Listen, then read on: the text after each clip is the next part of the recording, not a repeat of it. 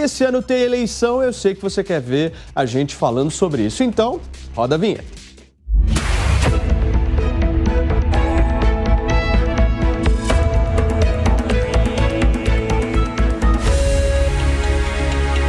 Eleições 2022. Temos candidatura nova, hein? Confirmada numa convenção virtual hoje, a candidatura da senadora Simone Tebet à presidência da República pelo MDB. O partido demonstra vários rachas, como nós vimos aqui no 3 em 1 ao longo da semana. Analisamos essas brigas, essas disputas internas dentro do MDB. A frente, comandada pelo senador Renan Calheiros, que defende o apoio a Luiz Inácio Lula da Silva, sugeriu até a possibilidade de Michel Temer sair como candidato à presidência por ter justamente maior engajamento e poder nas articulações políticas. Agora nós temos aí, na ampla maioria dos votos internos dentro do MDB, assegurada a candidatura. Agora podemos falar que Simone Tebet é oficialmente candidata à presidência da República pelo MDB.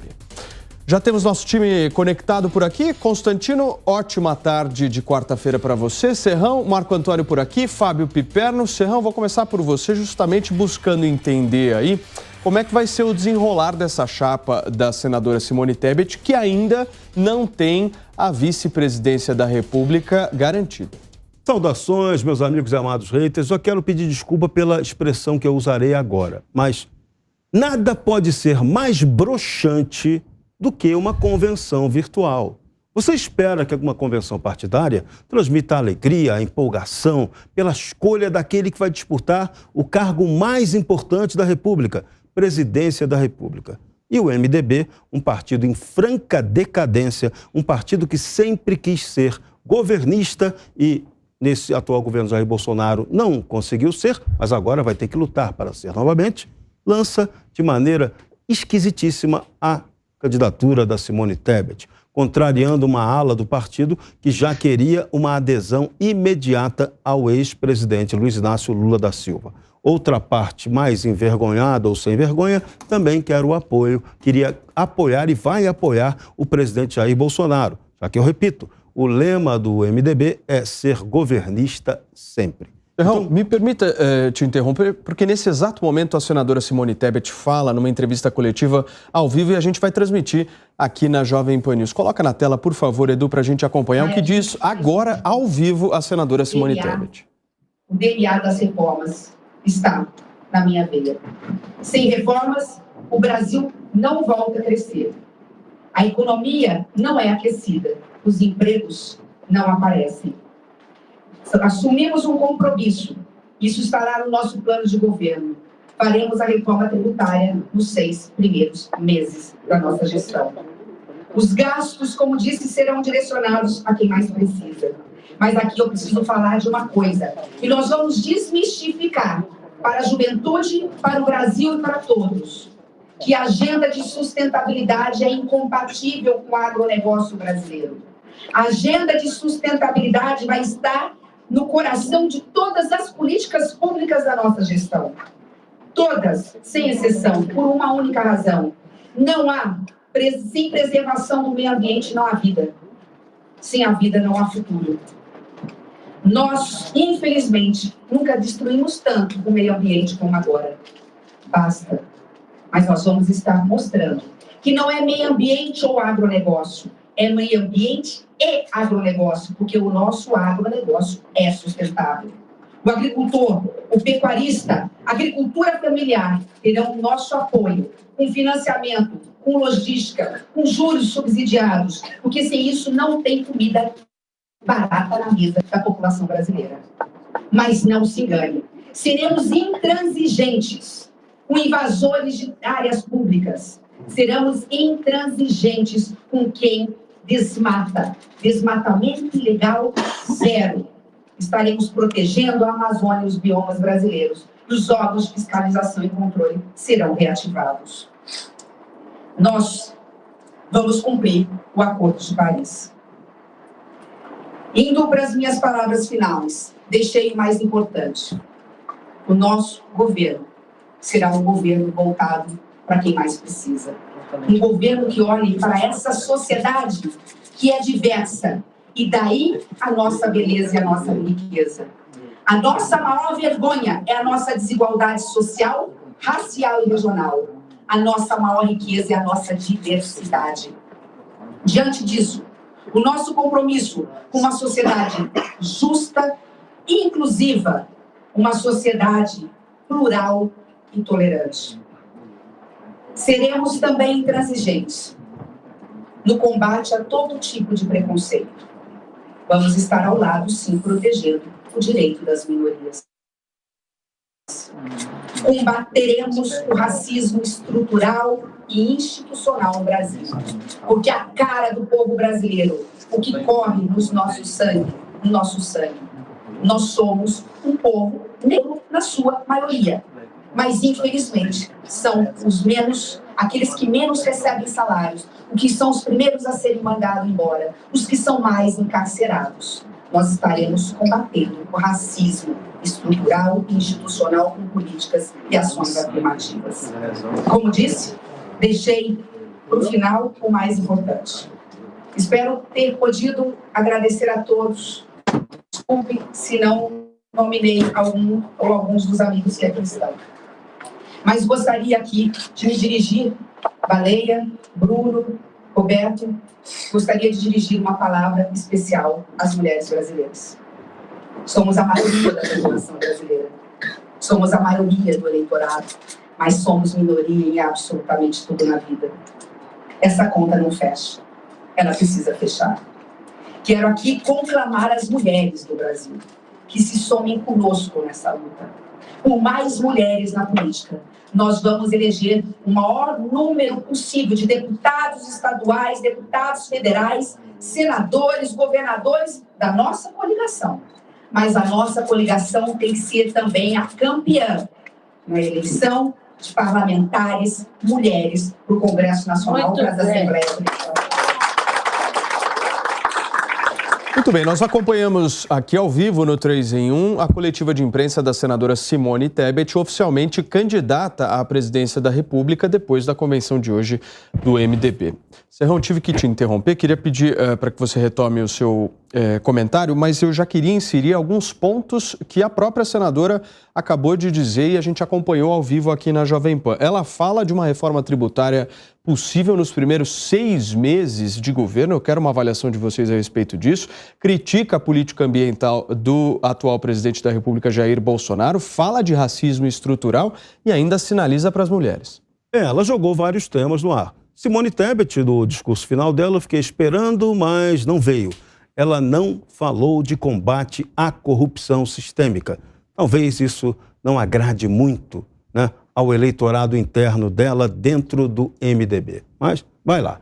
Tocou na questão do agronegócio sustentável. Só que o agronegócio brasileiro é o agronegócio que mais protege o meio ambiente no mundo. Então não cabe crítica a esse agronegócio. Desmatamento, o atual governo fez campanhas sérias de combate ao desmatamento. Só que o desmatamento no Brasil está muito mais relacionado a crime organizado que explora o campo do que ao segmento organizado do agronegócio que efetivamente respeita os 20% a 25% de terra que tem que ter preservação ou conservação para produzir alimentos para o Brasil e para o mundo. Então, o discurso acabou sendo meio vazio no final e a candidata ficou devendo o discurso de combate à corrupção. Será perdoada por isso e o MDB merece perdão por tudo.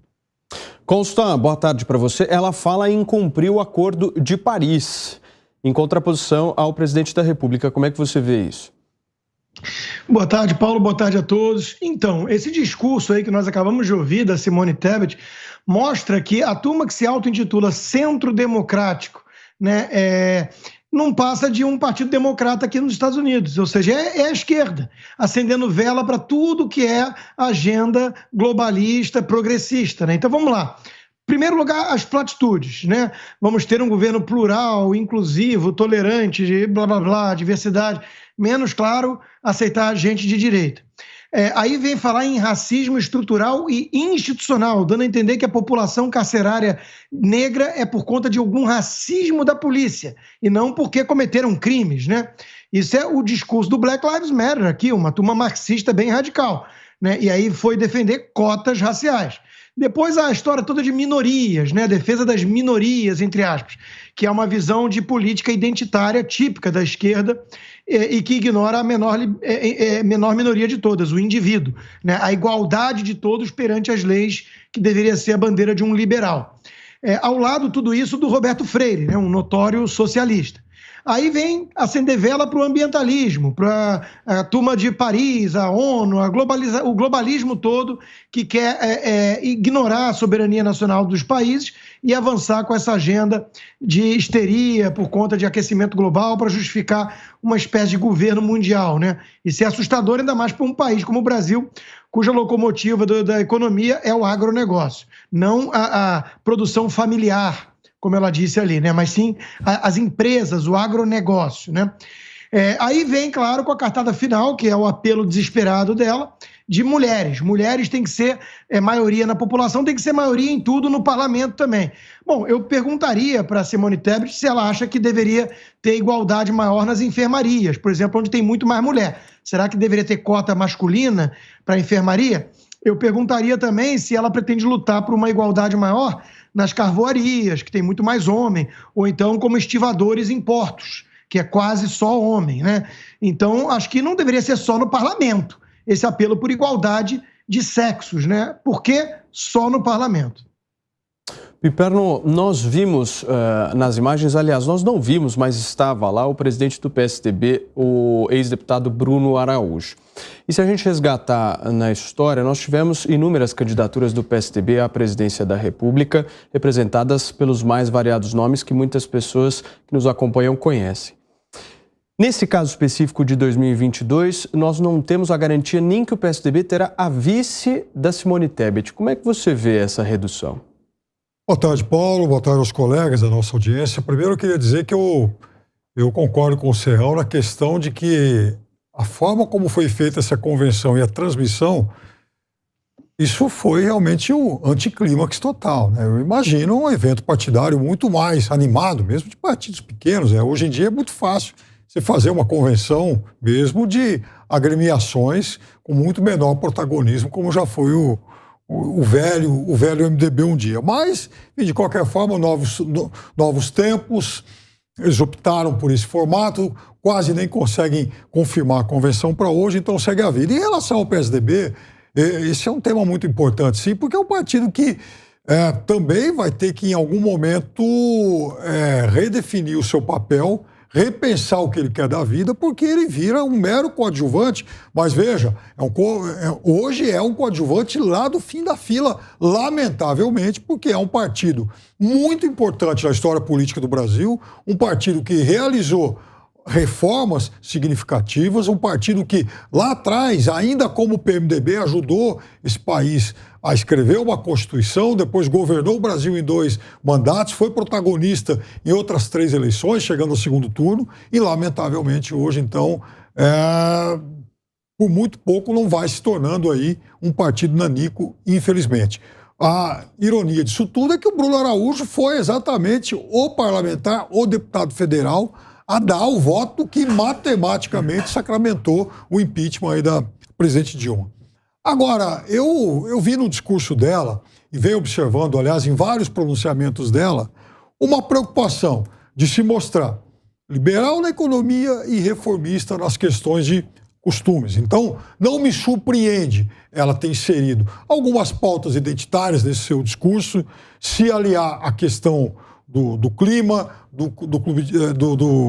enfim, do que foi definido lá em Paris, e principalmente por ter essa preocupação de, mais uma vez, mostrar ao mundo de que agronegócio e preservação devem e podem sim andar juntos, né? Essa é uma característica do moderno agronegócio brasileiro. Mas também ela não pode tapar os olhos para a desastrada e desastrosa política ambiental que o governo levou a termo nos últimos tempos, inclusive o que acaba gerando um aumento, uma disparada, aliás, nas áreas desmatadas em 2022, infelizmente. Agora, vejo também como um problema muito sério o fato, Paulo, dela não ter conseguido ainda definir um vice a partir do momento em que o senador Tasso Gereissati optou por não disputar a eleição de 2022. A tendência que é escolhida seja a senadora Elisiane Gama, lá do Maranhão, né? Que é uma integrante do Cidadania, mas vamos ver se essa chapa também tem química, porque, veja, seria uma chapa com duas mulheres, uma mulher do Centro-Oeste, uma lá do Nordeste, é verdade, isso realmente é diferente. Agora, o problema é que o PSDB é muito maior que o Cidadania, então um partido muito mais capilarizado e poderia ajudar muito mais numa campanha presidencial. Marco, ela fala da reforma tributária em 6 meses. Isso é viável ou é promessa eleitoral vazia? Balela, Jesus, tem tanta coisa aqui que a gente tem que, de alguma forma, corrigir. Boa tarde, Paulo. Boa tarde a todos, audiência da Jovem Pan. Vamos lá. Eu quero começar analisando o discurso do Piperno. Quanto elogio, quanta educação, quanta polidez. Sabe por quê, Paulo? Eu te digo por quê.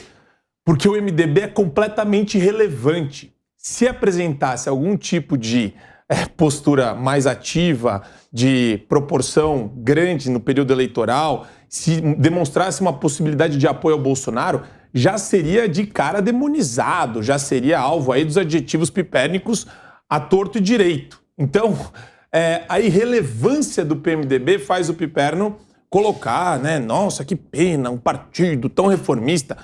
Se tem uma coisa que o MDB pelo menos que até a sabedoria popular nos transmite venalidade,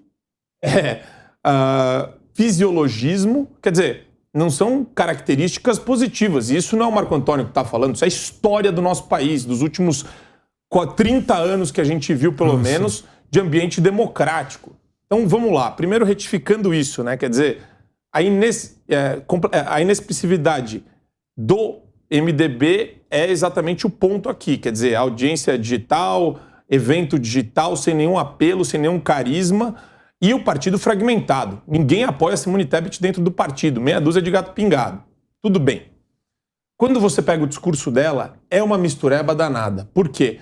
Porque é o que o PSDB fazia antigamente. Você pega uma outra pauta que agrada o pessoal que não está tão por dentro do discurso e do debate político, e daí parece que tem uma posição mais à direita. Só que o grande calcanhar de Aquiles, que na verdade é muito mais do que um calcanhar, né? Afunda completamente a lógica, o bom senso do discurso dela, é essa pauta identitária. Isso daí, Paulo, é regressismo, não é progressismo. Até a palavra é errada, né? Porque induz as pessoas a achar que é algo positivo.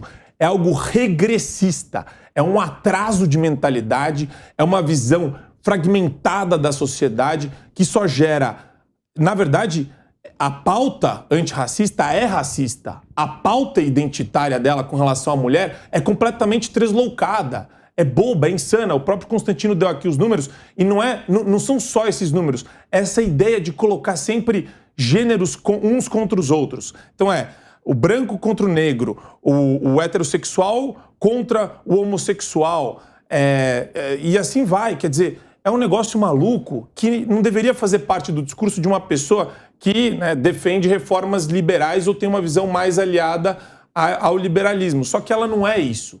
Ela é aquela velha mistura de um verniz liberal para parecer que ela está junto com o agronegócio, que ela está junto com reformas importantes como a tributária, mas é irrelevante porque ela nunca vai ser eleita, contra esse lado de racismo estrutural, homofobia, patriarcado opressor, gordofobia e todas as fobias por aí vai. Então, quer dizer, é um discurso sem nenhum tipo de apelo que quer Marco causar Antônio, uma impressão boa para o pessoal da esquerda, muito mais do que para o pessoal da direita.